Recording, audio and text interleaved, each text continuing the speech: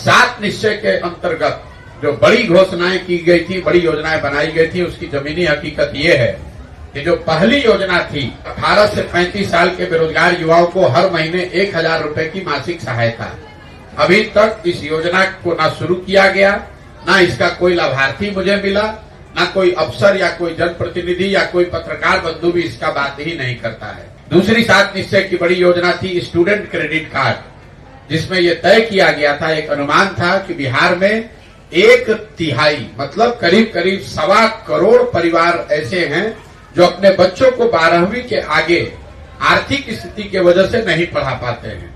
योजना ये थी कि 12वीं के बाद सरकार की गारंटी पर बैंक उन बच्चों को, परिवार को पैसा दे ताकि लोग जाकर आगे की पढ़ाई करें और जब उनको नौकरी मिले तो पैसा वापस करें।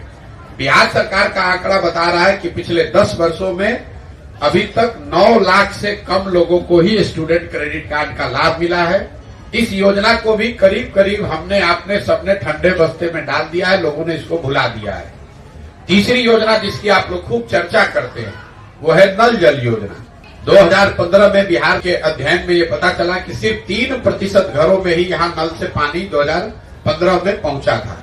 तो ये योजना बनाई गई कि अगर 25,000 करोड़ रुपया 5 साल में खर्च किया जाए तो हर घर में बिहार में नल से पानी पहुंचा दिया जाएगा।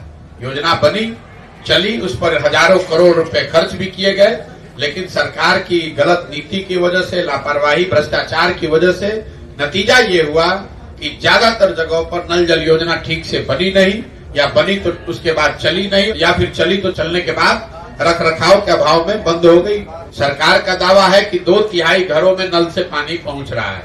जमीनी हकीकत यह है कि 1/3 घरों में पानी पहुंचा है, 2/3 घरों में नल जल का पानी नहीं पहुंचा है। चौथी जो 7 निश्चय की बड़ी योजना थी, जो सबसे बड़ी योजना थी 7 निश्चय की, आपके ध्यान में ला दूं, नालियों गलियों के पक्कीकरण की योजना 7 निश्चय में इसके लिए 5 वर्ष में 80,000 करोड़ रुपए का बजट रखा गया था। ये तय किया गया था कि बिहार में रहने वाले हर परिवार का जो घर से जो नाली निकलती है उस नाली का पक्कीकरण किया जाएगा। उन नालियों को बाहर लाकर गांव में एक बड़े नाले से जोड़ा जाएगा और उस बड़े नाले से पानी को निकालकर गांव के बाहर उसका निस्तारण किया जाएगा। ये कितनी बड़ी समस्या है इसका आप अंदाजा लगा लीजिए। इस बात से मैं एक आंकड़ा आपको दे रहा हूं क्यों इसकी चर्चा की गई है। 2015 तक बिहार में करीब करीब 20% FIR झगड़े, ग्रामीण झगड़े नालियों से निकलने वाले पानी से जुड़े हुए मसलों की वजह से थे। इसलिए ये योजना बनाई गई। इस योजना में बड़े स्तर पर बंदरबाट हुआ, पैसा बटा, गांव में दिख रहा है रोड के किनारे बड़े नाले बनाए गए, घरों से नाली का पक्कीकरण नहीं किया गया, सड़कों के किनारे बेतरतीब तरीके से बड़े नाले बनाए गए, उन नालों को घरों के नालियों से न जोड़ा गया, न इन नालों से पानी बाहर निकालने की व्यवस्था की गई। नतीजा ये हुआ कि ज्यादातर ये जो बड़े नाले हैं ये कूड़ेदान में परिवर्तित हो गए। वहां पर लोग भैंस बांध रहे हैं, गोबर पाथ रहे हैं, उसमें पूरा कूड़ा भर गया, वो नाले बंद हो गए और हजारों करोड़ रुपया सरकार का, बिहार की जनता का बर्बाद हो गया।